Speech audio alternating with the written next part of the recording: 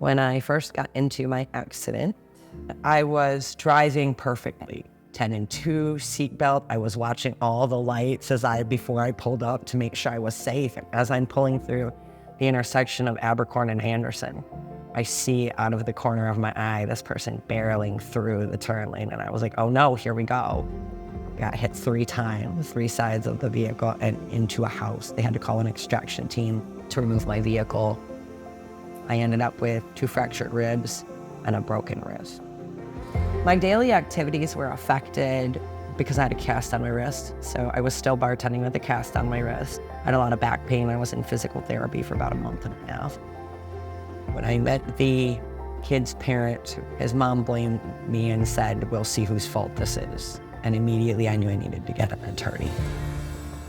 The reason I chose Howard's law firm over other law firms is because they were the most knowledgeable. They were kind, they listened to me, they took their time, they didn't rush me. I didn't feel like I was just a number.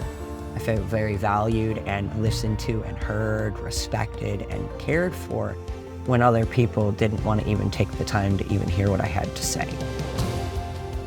The Spiva Law Group assisted by making sure that everything was handled as far as court, medical, handling negotiations, going to court, representing me, keeping me in the loop, feeling at ease.